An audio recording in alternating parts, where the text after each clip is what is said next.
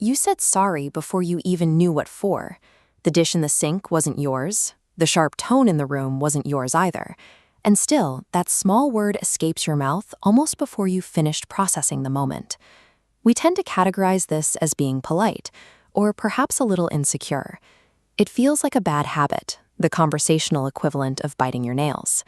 That automatic reflex is a survival strategy, refined over years and practiced so often it stopped feeling like a choice and started feeling like who you are.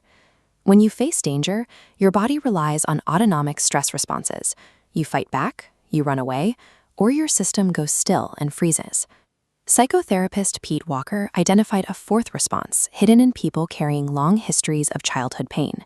He called it fawning, responding to a threat by becoming more appealing to the threat. This is a rapid-fire diffusion protocol executed by the nervous system. It triggers below the level of logic or conscious choice. The chronic apology is a brilliant psychological defense mechanism, a child's genius finding the one thing that works and repeating it until it becomes second nature. In a house where a parent's mood is a volatile weather system, a child learns to read the temperature shift in someone's voice before they've learned to read a book.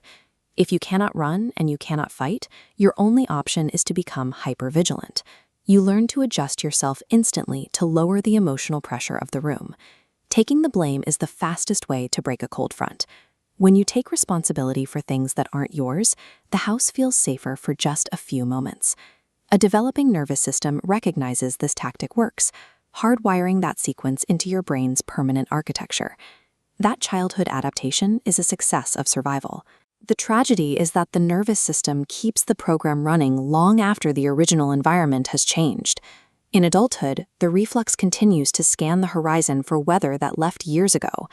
You find yourself apologizing to a kind partner simply because they sighed after a long day. The tell is the speed. The apology arrives faster than thought. It functions as a flinch rather than a moment of reflection. Psychologist Dana Crowley-Jack studied this pattern, which she termed silencing the self. It is built on the belief that staying quiet and taking the blame protects the connection. We assume that never making waves keeps the relationship intact. Jack's research showed the opposite.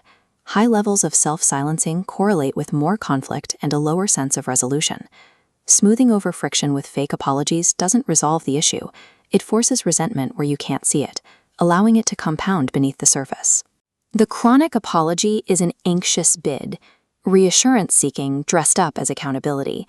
It is a plea for the other person to soften, so the unbearable gap of not knowing where you stand can close.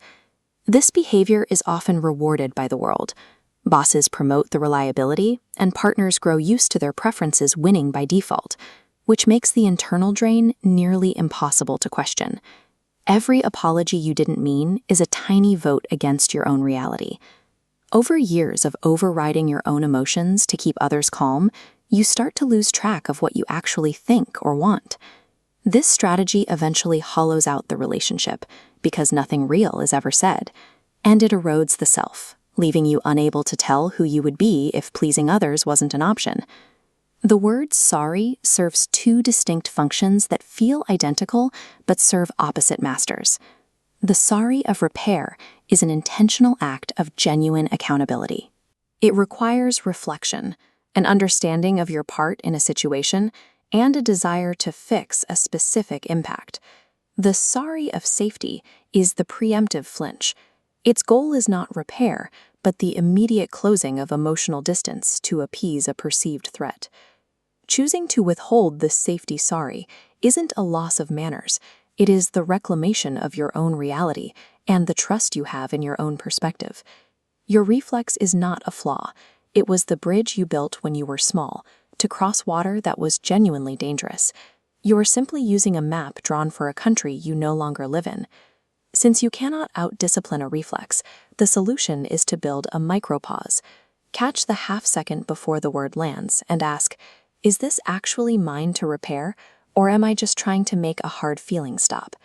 That pause allows you to choose instead of flinch. It is the realization that you are finally standing on dry land, and you are allowed to save your words for the moments they are actually true.